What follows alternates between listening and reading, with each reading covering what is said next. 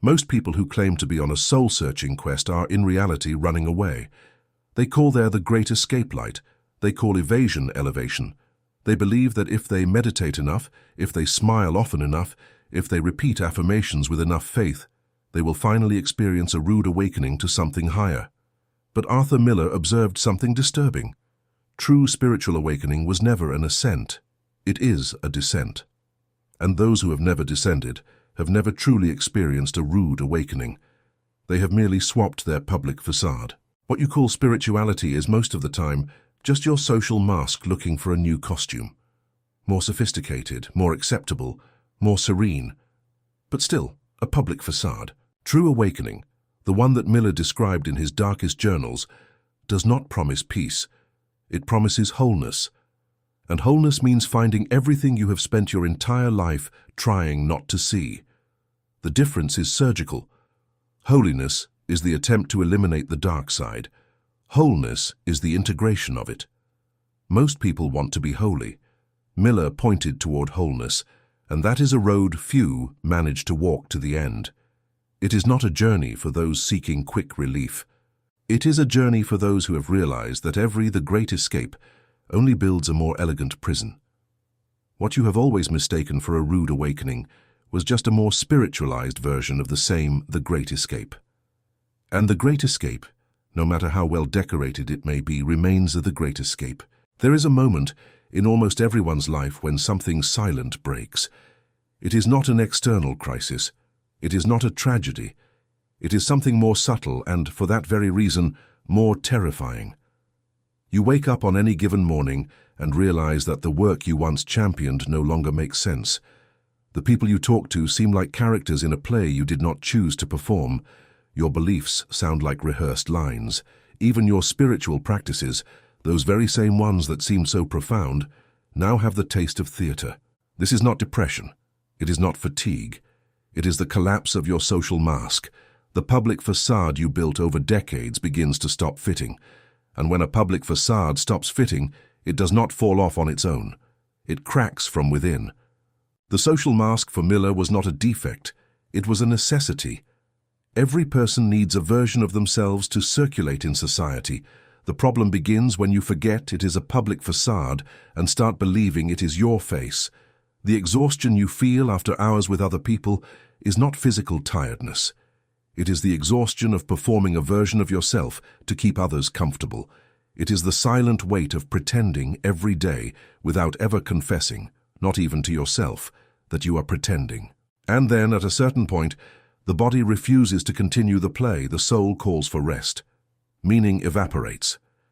And you are left in that strange state where nothing seems false but nothing seems true. It is not a bankruptcy of life. It is the bankruptcy of the character you created to survive within it. That is exactly why I prepared the awakening protocol for you. Because when your social mask begins to crumble, most people try to fix the public facade. They try to go back to who they were. But you did not arrive here by chance. You are exactly on the threshold where the psychology of Arthur Miller stops being theory and begins to be survival.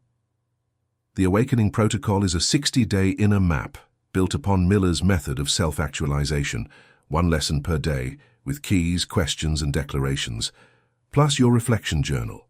It is the practical path to exit paralysis and find the meaning that your public facade could never provide. The complete guide is in the first pinned comment of this video. Leave a comment with the word wholeness if you are ready to descend where almost no one else goes. After the collapse of your social mask comes a phase that no one warned you existed: dissolution. It is not a smooth transformation. It is a deconstruction.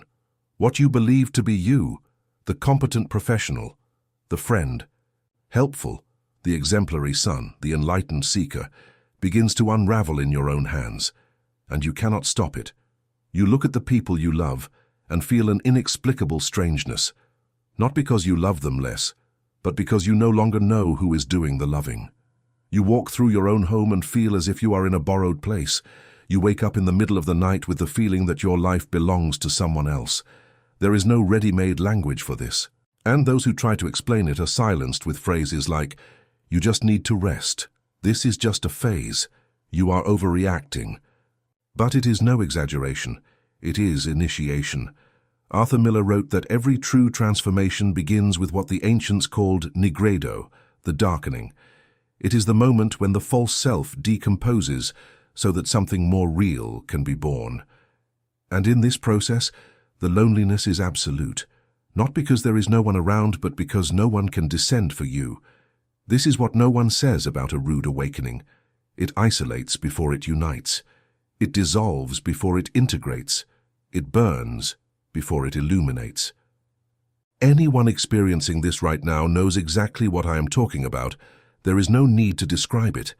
Recognition comes before explanation, and this strangeness in the face of one's own life, this silent detachment from everything that once defined you, is not a disease. It is the phase where the character dies before the individual is born. Those who try to shorten this phase with distractions only prolong it. When the false self dissolves, something begins to emerge from the depths. It is not light, it is shadow. The shadow, for Arthur Miller, is everything you had to bury in order to be loved. The anger you swallowed so as not to disappoint your father. The ambition you hid so as not to seem arrogant. The boundary you ignored so as not to lose the relationship. The desires you denied to maintain the image of a good person. And buried things do not die. They leak. They leak as chronic resentment, as self-sabotage, as disproportionate reactions, as repetitive attractions to the same kind of pain. You have spent decades looking outward, wondering why the same thing always happens, why you always attract the same type of partner, why you always feel betrayed by the same dynamics. Arthur Miller had a surgical answer. What is not integrated within is repeated without. You are not being persecuted by life. You are being confronted by the part of yourself you refuse to know. And here is the paradox.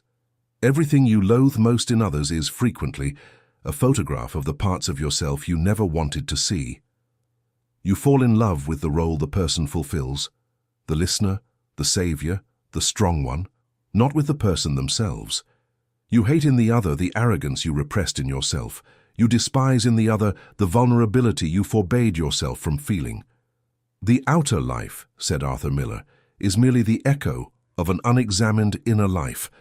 This is the moment when most people back away, because seeing the shadow is unbearable. It is admitting that that loving and enlightened version of yourself was part of the public facade. It is recognizing that inside you there exists a traitor, a manipulator, a coward, an envious person, not as a condemnation, but as truth. And it is at this exact instant that most run back to their social mask, repeat 2 motivational mantras, and pretend this vision never happened. Do not waste this turning point. This is where Arthur Miller's method stops being a book and becomes the ground beneath your feet. The Awakening Protocol was designed precisely for this moment. 60 days guiding you through the phases that Arthur Miller systematized without loose theory, with daily microactions. The complete guide is in the first pinned comment. Do not delay. Those who ignore the shadow are governed by it. Integrating the shadow is not embracing your darkness. It is recognizing that it is a part of you, and therefore it is your responsibility. The difference is abyssal. Most people, upon discovering the shadow, commit 2 opposite errors. The first, they try to expel it with more spirituality, more prayer, more therapy, more positivity, as if could extract from themselves what had always been theirs. The second, they surrender to it. They justify destructive impulses as authenticity. They confuse liberation with permission. Arthur Miller did not advocate for either of these exits. He pointed to something much more difficult: consciousness without division. Integrating the shadow means stopping your exclusive identification with the good version of yourself.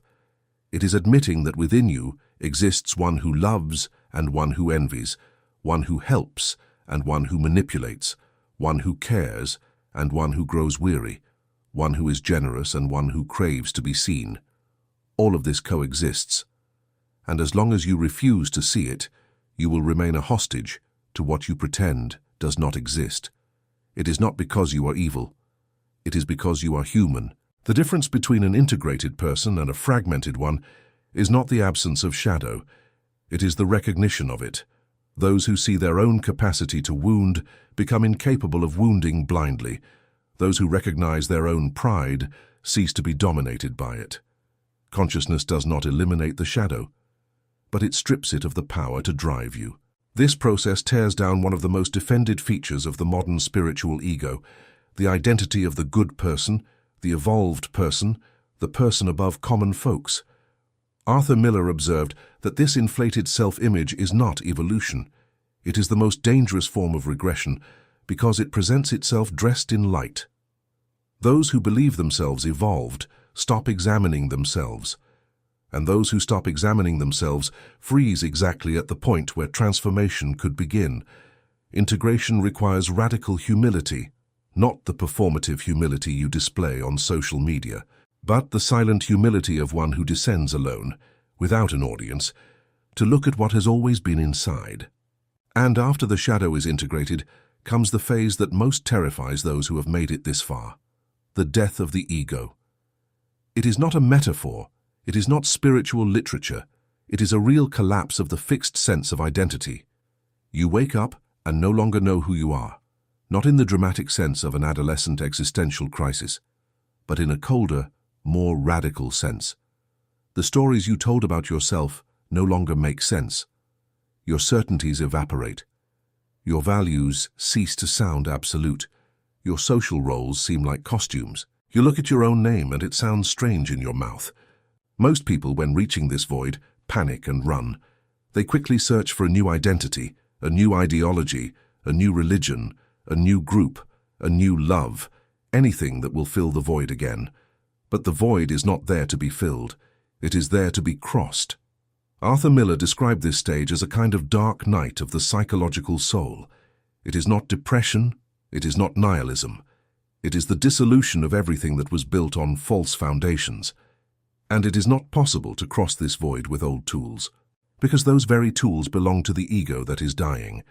It is a silent place, not bitter, not resentful, merely empty. And it is in this void, and only in this void, that something true begins to be born. Not a new public facade, not a new improved version, but a presence that does not need to name itself to exist. And only now, after the collapse, the dissolution, the confrontation with the shadow, the death of the ego, only now can true self-actualization begin. And self-actualization is not what you think it is.